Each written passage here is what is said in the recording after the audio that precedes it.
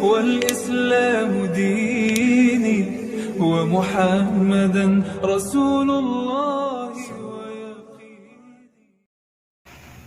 Assalamualaikum warahmatullahi wabarakatuh.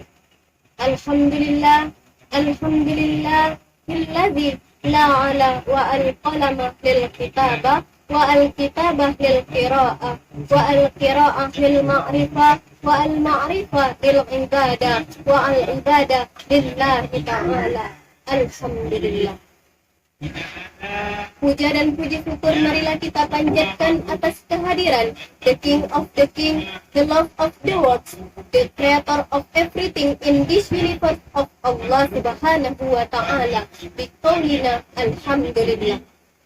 Salawat dan salam tidak lupa kita curahkan kepada sang proklamator kemerdekaan yang terkenal dengan sistem dakwanya mengajak, bukan mengejek, merangkul, bukan memukul, mengkapahkan dan bukan mengkafirkan orang yang sudah Islam.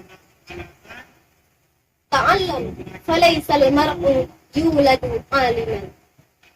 Kita dilahirkan di muka bumi ini dalam keadaan tidak berilmu. Maka Allah memerintahkan agar umatnya untuk menuntut ilmu. Dan dalam pandangan Islam, ilmu tergolong hal yang suci. Ilmu bagaikan malam dan cahayanya.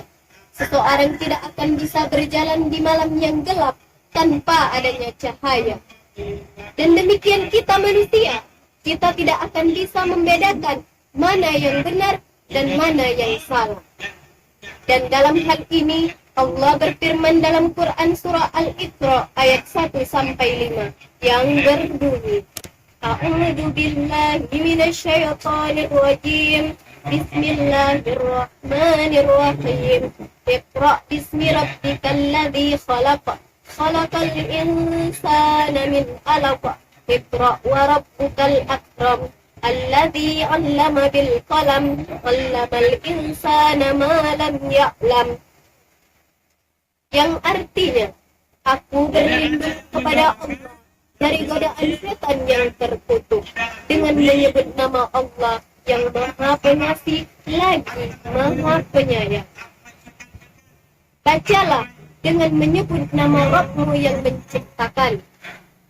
Ia telah menciptakan manusia dari segumpal darah. Bacalah, dan Rabbmu lah yang paling pemurah.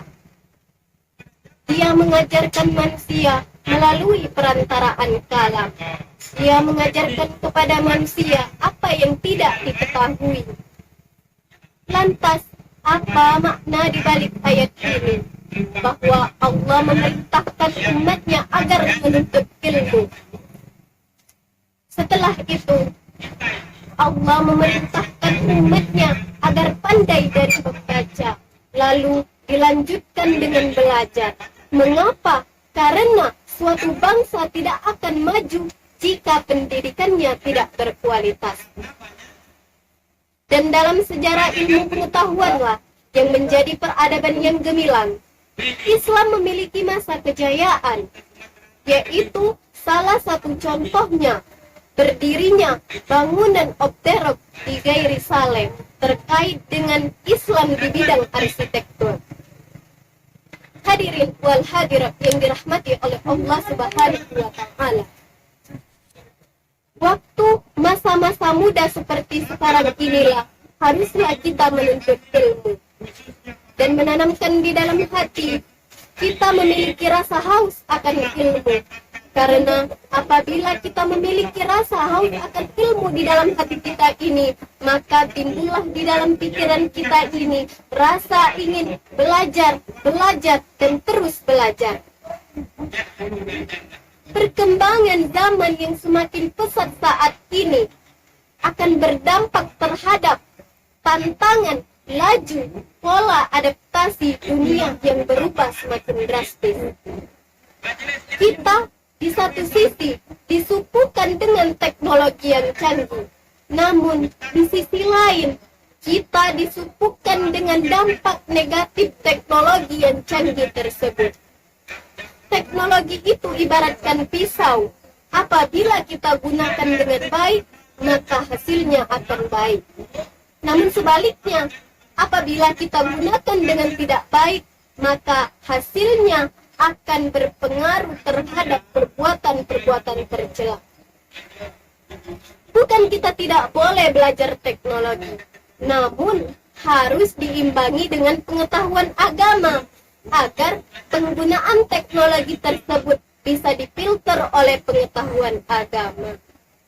Rasulullah Shallallahu Alaihi Wasallam memang mengajarkan kepada kita cara untuk mendidik anak harus dengan sesuai perkembangan zaman. Hadirin wal hadirat rahimakumullah. Mumpung kita semua masih bisa bernapas dan berjiwa muda, maka tuntutlah ilmu dengan setinggi-tingginya.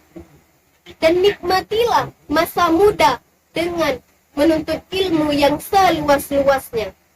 Karena engkau kelak akan menjadi manusia yang bijak, bermanfaat, dan berhasil. Karena apa yang kita lihat, apa yang kita pikirkan, apa yang kita baca, dan apa yang kita kerjakan akan menentukan masa depan kita nanti.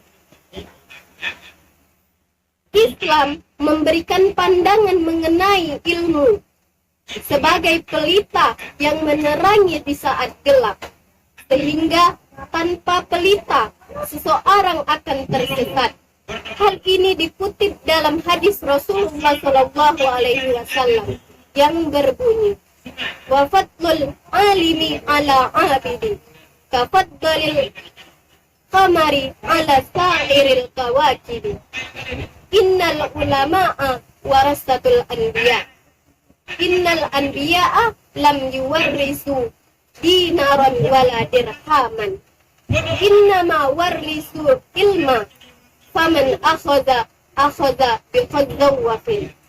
Yang artinya keutamaan orang yang berilmu dibandingkan orang yang ahli ibadah itu bagaikan bulan purnama di atas seluruh bintang-bintang. Sesungguhnya ulama adalah pewaris para nabi. Sesungguhnya nabi tidak akanlah mewariskan dirham atau digram, melainkan ia akan mewariskan ilmu. Dan barang siapa yang mampu mengambilnya, maka ia tergolong ke dalam orang-orang yang beruntung. Hadis riwayat Abu Daud 3641 At-Tirmizi. Penjelasannya, mengapa orang yang berilmu dibandingkan orang yang ahli ibadah lebih unggullah orang yang berilmu? Karena orang yang berilmu, apabila dia melakukan sesuatu, ia berdasarkan dengan kebenaran. Dan kebenaran itu akan mengajak seseorang mengarah kepada hal-hal yang bersifat hakiki. Sedangkan hal-hal yang bersifat hakiki hanyalah bersandar kepada Allah Subhanahu wa Ta'ala, sehingga ilmu akan mengajak mereka untuk beribadah kepada Allah Subhanahu wa Ta'ala. Sedangkan orang ahli ibadah, mereka hanya berdasarkan dengan keyakinan, sehingga amal ibadah mereka, kualitas ibadah mereka hanya berdasarkan keyakinan. Untung-untung saja jika keyakinan itu bertuju kepada Allah Subhanahu wa Ta'ala. Jika tidak bertuju, maka tambahlah ibadah mereka itu hanya sia-sia saja atau pakat lagu. Sehingga orang yang berilmu dibanding orang yang beribadah lebih unggullah orang yang berilmu. Karena orang yang berilmu, ia berdasarkan kebenaran dan keyakinan. Sedangkan orang yang ahli ibadah hanya berdasarkan dengan keyakinan. Memang yang berhak menilai kualitas ibadah hanyalah Allah Subhanahu wa Ta'ala. Akan tetapi, pendapat itu dikuatkan dalam firman Allah Subhanahu wa Ta'ala dalam Quran surah Al-Mujadalah ayat 11 yang berbunyi, A'udzu billahi minasyaitonir rajim. Bismillahirrahmanirrahim.